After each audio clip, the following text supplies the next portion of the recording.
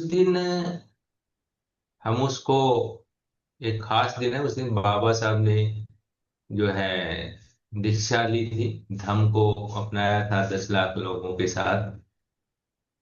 और वो दिन वैसे बाई चांस डेट 14 अक्टूबर थी, लेकिन वो चुनी क्यों गई थी? वो चुनी उस हमारे देसी महीने के हिसाब से थी। उस दिन दसवीं थी, दशहरा था। और उसको अशोका विजय दशमी बोलते हैं हम लोग, दूसरे चाहे दशहरा कुछ ही बोलें, जो भी वो बात करते हैं। क्योंकि अशोका ने भी वो दिन बहुत खास था, उन्होंने विजय पाई थी अपने ऊपर और धर्म को ग्रहण किया। और इसीलिए बाबा साहब ने वो दिन चुना था। और अब इतने 1956 से लेके अब तक लगभग 69 ईयर्स हो गए हैं। तब से हर साल वहाँ लाखों लोग आते हैं, कहते हैं 10, 12, 15, 20 20 लाख लोगों तक भी पहुंचते हैं वो बाबा साहब के वहाँ अ, वंदन करने, या उनके जो अ, वस्तु अस्थियां या वहाँ उपलब्ध है, बुद्ध की भी है, उसको नमन करने, याद करने उनकी शिक्षाओं को। और वो जितने समण आते हैं, अभी उन्हें पता नहीं है कि वो समण है। वो अलग अलग जाति धर्म को मानते हुए, कोई अम्बेडकरवादी, कोई मूल निवासी, अलग अलग विभिन्न संगठनों के नाम से भी अलग अलग पहचान से आते हैं सारे। और वहाँ इकट्ठे हो जाते हैं, ठीक है, वहाँ थोड़ा भूल जाते हैं, लेकिन वो पहचान जो लेके आए थे एज इट इज वापिस ले जाते हैं, कोई बदलाव नहीं होता उनमें। इस बार जो समन संघ ने कार्यक्रम बनाया, वो ये बनाया कि सबको वहाँ आएंगे तो अलग अलग जाति पहचान से। समन संघ का प्रयास है कि हो सारे के सारे, सारे ही, जो कम से कम 2 अक्टूबर को जो वहां पहुंचेंगे दीक्षा भूमि, और दिन में जो देखेंगे, वो सब इस समन पहचान को ही लेके जाएं, और जाति धर्म वो वहीं छोड़ के जाएं अपनी। और संगठनों से भी निवेदन रहेगा कि वो भी अपने संगठनवाद, संगठनों का जो है उसमें समन्वयवाद साथ में लेके जाएं। अगर वो नहीं छोड़ते तो भी कोई बात नहीं है। और ये बहुत बड़ा काम है, हम सब लगे हुए हैं, हमारे मन में इतने उत्साह उमंग है कि हम कितना बड़ा काम हमारा करने जा रहे हैं। और ये इतने जो हम दान कर रहे हैं अपने दिनों का, 4 5 दिन हम रहेंगे, समण ग्रंथ सामग्री जो उनको समझाने की, बताने की, वो वितरित वितरित करेंगे, उनको बताएंगे। तो ये बहुत बड़ा धम दान है एक किस्म से।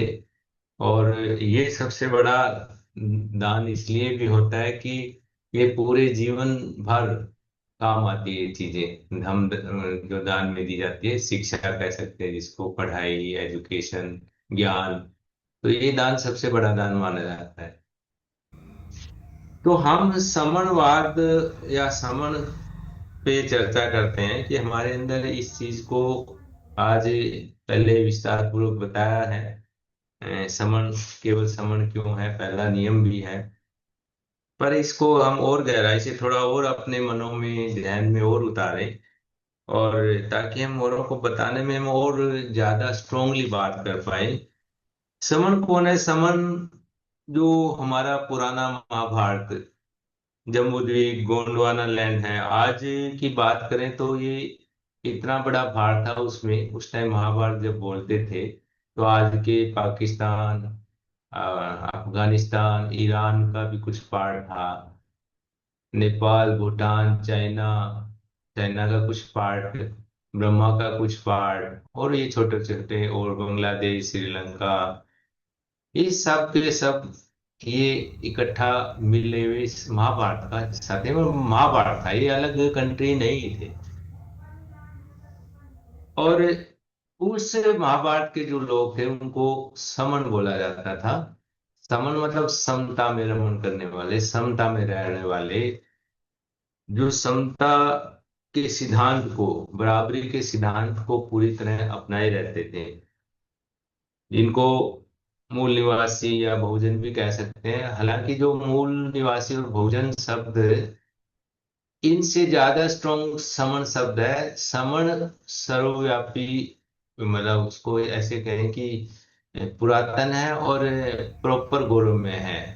मूल निवासी और बहुजन शब्द बाद के हैं और उनमें थोड़ी कमी है। अगर वो सब समन अपना ले तो और ज्यादा अच्छा रहे। जो भी अभी तक मूल निवासी बहुजन को बनाए बैठे, कि अभी तक नहीं पता था उन्हें, ठीक है, कोई बात नहीं, अब पता चलेगा तो इसे अपनाना चाहिए, अच्छी है, इम्प्रूव्ड आइडेंटिटी है। और इसके विपरीत जो शब्द है वो है वमन। वमन मतलब असमन या असमान लोग जो होते हैं, या अवम का मतलब उल्टी, तो उल्टा, जो उल्टे सिद्धांत, जो समणों के सिद्धांत थे समतावाद के, उससे उल्टे सिद्धांत, असमतावाद कह सकते हैं, विषमतावाद, असमतावाद भी नहीं कहेंगे, विषमतावाद, ऐसे सिद्धांतों को अपनाने वाले लोग जो हैं उन्हें वमन कहते हैं। तो बुद्ध जब हुए, वो लगभग 2600 साल पूर्व कहते हैं, उस टाइम में जो समण और वमन दोनों शब्द आते हैं, तो हम कह सकते हैं कि उस समय के से समन वमन का एक कंसेप्ट है। अगर उससे पहले हम बात करें तो एक सिंधु घाटी की सभ्यता जो है, मोहनजोदड़ो, हड़प्पा, ये लगभग 3000 BC, 2500 से 3000 BC पीरियड आता है इनका। आज से कहें तो 4500 से 5000 वर्ष पूर्व। उस समय का जो व्यवस्था थी, वो लगभग, आप प्रूफ आ चुके हैं कि वो सारा समणवाद था। इसको बुद्धिज्म कहने लगे हैं बाद में, क्योंकि कहने को कहते हैं कि 27 बुद्ध हुए हैं, बुद्ध के होने से, बुद्ध मतलब ज्ञान, एक ज्ञान की डिग्री, वो होना अलग बात है, लेकिन लोगों की आइडेंटिटी क्या थी, लोग क्या थे, मानते होंगे, क्योंकि धर्म ही था हमारा, बुद्ध ज्ञान होना, वो तो नेचुरल प्रकृति के प्राकृतिक पूजक थे। तो प्रकृति के नियम है, उन नियमों को हाईएस्ट उस तक पहुंचने जानने वाला बुद्ध हो गया। लेकिन पहचान क्या थी, वो उस टाइम की पहचान, उसको हम ऐसा बोल सकते हैं कि समनवाद था, समन लोग ही थे यहाँ के। उसके बाद जो है, कुछ पीढ़ ऐसा रहा है जिसको बाद के लोगों ने, अब 1400 1500 के बाद मुगल पीढ़ में खासकर, उन्होंने लिखा, और सिंधु घाटी सभ्यता इनका उन्हें पता भी नहीं था। लेकिन कुछ ऐसा पीरियड, ब्लैक पीरियड था उसके बाद, कहते हैं मोहनजोदड़ो, हड़प्पा, ये सभ्यताएं थोड़ी नष्ट हुई। वो उसका कई कारण होते हैं, लेकिन बाढ़ आना या अकाल पड़ना, ज्यादा बाढ़ का बताते हैं, तो फ्लड होने से बहुत ज्यादा, तो वो सभ्यताएं वो नष्ट हुई, वो सभ्यता। उसके बाद कुछ ब्लैक पीरियड रहा। उस टाइम हो सकता है थोड़े बहुत इधर उधर से जो बाहर के लोग भी आए होंगे, और उनका जो प्रूफ है लगभग 1000 BC, बुद्ध से 300 400 साल पहले तक थोड़ा बहुत आना शुरू हुआ था। लेकिन बुद्ध के समय है कि समन वमन दोनों तरह के लोग थे। और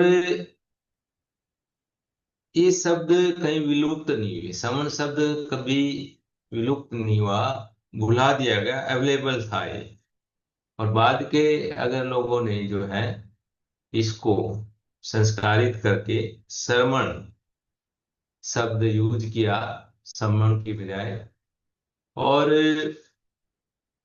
उसका अर्थ भी बदल दिया, उसकी व्याख्या जो की, उसको बताया गया, वो ऐसा बताया गया कि ये श्रम करने वाले श्रमिक, मजदूर, मेहनतकश, परिश्रम करने वाले लेबर, कर्मचारी, बहुत मतलब सिर्फ काम करने वाले मेहनतकश लोग, दिन भर काम करो, शाम को अपना खाना खाओ, सो जाओ, रोटी खाओ। ये इस तरह के, ये बाद का, लेकिन ये सब बाद में हुआ है। अगर हम थोड़ा सा, ट्रेवलर्स हैं बहुत सारे, उनकी बात करें तो, क्योंकि उन्होंने सब कुछ सही लिखा हुआ है, कैसे कैसे ये हुआ, बहुत मोटा मोटा मैं थोड़ा बताता हूँ। सबसे पहले जो है, मेन जिनका है, ट्रेवलर ग्रीक, यूनानी जो है, मेगस्थनीज थे। वो चंद्रगुप्त मौर्य के समय में जो आए थे, वो रहे यहाँ पे भारत में, महाभारत में कहीं से आए, उसने महाभारत ही था, 302 BC, बिफोर क्राइस्ट, मतलब 2300 साल पहले लगभग। और 298 BC, 4 5 साल रहे वो। चंद्रगुप्त मौर्य का शासन रहा, थोड़ा सा बिंदुसार का भी हुआ है।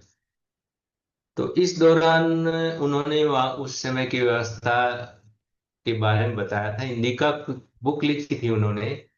लिखी क्या थी, काफी कुछ लेके गए, लेकिन कहते हैं कि उनकी बुक जो कुछ लिखा वो सारा नष्ट वष्ट हुआ है। लेकिन उसके बाद के कुछ फिलोसोफर थे, उन्होंने वो सब कलेक्ट किया या बताया, तो उसको मिला के इंडिका दोबारा से लिखी गई। तो भारत की, महाभारत की व्यवस्था उस टाइम सोशल कैसी थी, क्या करते थे, कैसा था सिस्टम, बुद्धिज्म का क्या था, बुद्ध को फॉलोअर क्या करे थे, कैसे, वो सब उसमें काफी कुछ दिया। तो कैसे हम 7 प्रकार के जो है लोग उन्होंने वर्गीकरण किया हुआ था। तो इस तरह के उसमें लेकिन थे सारे समन, समनवाद, समन जो है सब बताया गया है। और उसके बाद के ट्रेवलर भी जो हुए हैं, फायान हुए हैं, वो गुप्ता वंश के दौरान, वो 411 से 300, 405 से 411 एडी में हुए। वो एडी मतलब बिफोर क्राइस्ट, मतलब क्राइस्ट ईरा शुरू हुआ, जीरो जब शुरू हुआ, क्रिश्चियन ईरा जो आज हम यूज कर रहे हैं अंग्रेजी में ने। और उसके बाद जो शुरू हुआ उसको ईडी बोलते हैं। तो 400 साल, मतलब 400 ईडी का मतलब है कि आज से 1600 साल पहले। तो 400 ईडी से 405 से 411 हो रहे थे, और गुप्ता पीरियड में रहे थे। गुप्त वंश भी सारा देखो, ये 1100 1200 तक सब कुछ बुद्धिज्म था, चाहे वो रूप बिगड़ा होगा या जो ओरिजिनल जैसे बुद्धिज्म को फॉलोअर थे उनमें जो है थोड़ा बहुत बदलाव हुआ। तो जैसे महायान शाखाएं, फिर तंत्रयान, वज्रयान, तो काफी कुछ थोड़ा बहुत बदलता गया, लेकिन बेसिकली बुद्धिज्म था। बुद्ध को फॉलो करने वाले बुद्धिज्म कह सकते हैं, लेकिन असलियत में इसको हम समन्वादी कहते हैं अभी, क्योंकि अभी तक पता नहीं था किसी को, तो बुद्धिज्म के नाम से ज्यादा हम समझते हैं। अब जैसे समन संघ चल रहा है, तो ये सब बात हमारे सामने आ रही है, और ये विद प्रूफ है। ऐसा नहीं है कि समनवाद, समन शब्द कहीं था नहीं, किताबों में भी आ चुका था, आया हुआ था, नहीं हमें पता था। तो उस टाइम जो है गुप्ता पीरियड में भी धर्म था, और वो लुम्बिनी में गए थे, चाइनीज थे ये फायान। उसके बाद हायुन सांग जो हर्षवर्धन के टाइम, जो थानेसर या कुरुक्षेत्र, ये कन्नौज भी बोलते हैं, कुछ काफी एरिया था, कन्नौज थोड़ा दूसरी साइड है। तो हर्षवर्धन का काफी बड़ा राज्य था वो, 600 एडी का ही, मतलब आज से 1400 वर्ष पूर्व लगभग। वो जो हिमशांग रहे 630 एडी से 645 एडी तक, उन्होंने भी उस समय का बहुत सारा वर्णन किया है। तो समन्वय था, जो बुद्धिज्म को हम ये माने कि समन्वय, इसका मैं क्यों ऐसा कह रहा हूँ कि जो बुद्ध हुए हैं, वो बुद्ध बनने से पहले क्या थे, बुद्ध बनने से पहले वो किसके हिस्सा थे, संघ के हिस्सा थे। वो समन संघ के शाक्य संघ था, लेकिन समनवाद था, ऐसे बहुत छोटे छोटे जो एरियाज में दूर दूर लोग रहते थे इकट्ठा, तो संघ में रहते थे, संघवाद है, और सारे समन थे, यहाँ के लोगों को सबको समन बोलते थे। और बुद्ध के बाद भी लोग, जैसे उनका जो यहाँ का संघ था, तो उस संघ के हिस्सा बने हो। लेकिन जब वो एक संघ के हिस्सा से उनको जो सजा मिली, और वो उन्होंने जो ज्ञान प्राप्त किया, तो बुद्ध की जो डिग्री है, मतलब बुद्ध बन गए हो। लेकिन थे तो समण ही, बाद में उनको महासमण कहा गया।